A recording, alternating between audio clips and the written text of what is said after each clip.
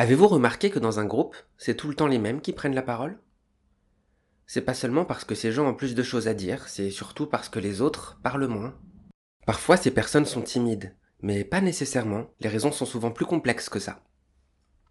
En fonction de notre position dans un groupe, des inégalités présentes dans la société, on peut se sentir plus ou moins légitime pour prendre la parole. Souvent, les gens qui ont le pouvoir parlent plus que celles et ceux qui ne l'ont pas. Dans une organisation, les nouveaux venus n'ont pas toujours la place pour s'exprimer. C'est aussi le cas des femmes, malgré le stéréotype trop répandu de la femme bavarde. Si dans un groupe, ou une réunion par exemple, les gens peuvent prendre la parole comme ils le souhaitent, aussi souvent qu'ils le souhaitent, alors rapidement, certains types de personnes vont monopoliser la parole.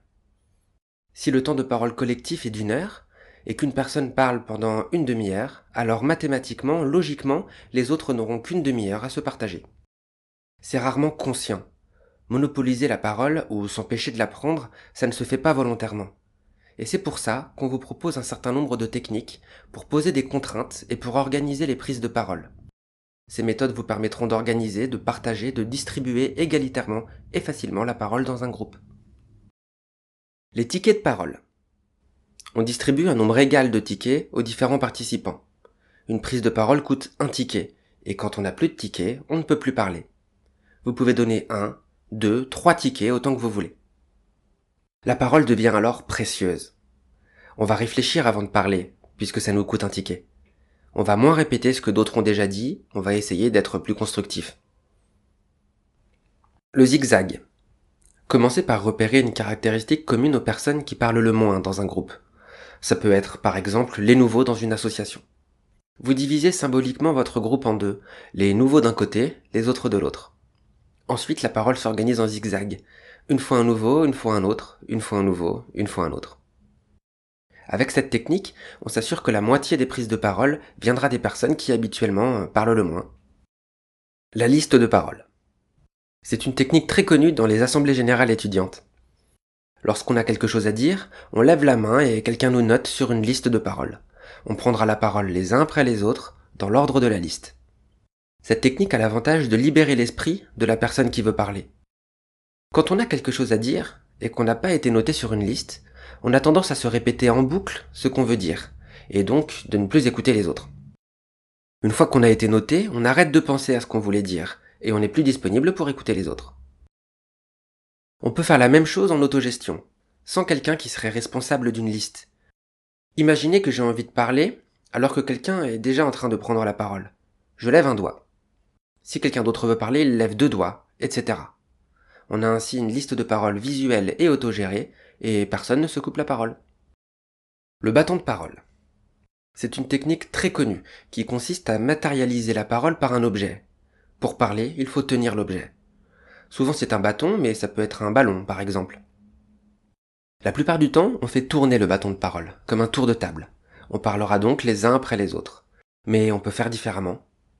On peut par exemple décider de le donner.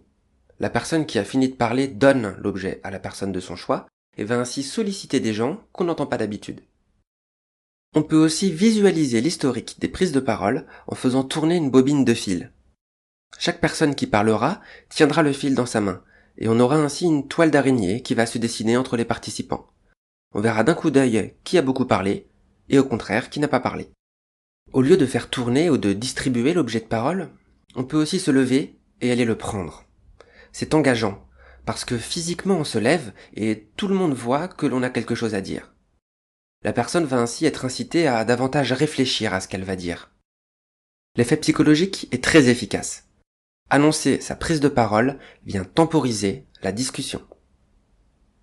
On peut utiliser cet effet avec d'autres techniques très simples mais étonnamment efficaces, qui consistent uniquement à annoncer sa prise de parole avant de parler. Je prends, je laisse. Avant de parler, une personne dit « je prends » pour annoncer sa parole.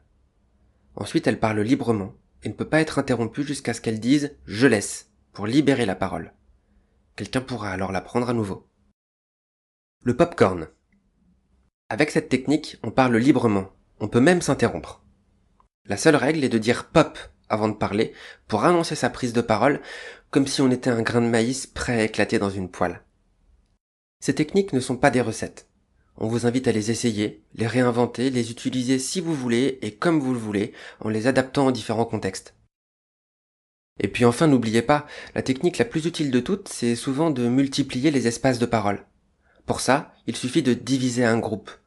Par exemple, si un groupe a 1 heure pour parler, alors faire 2 groupes qui parleront pendant 1 heure. Ça fera 2 heures de prise de parole.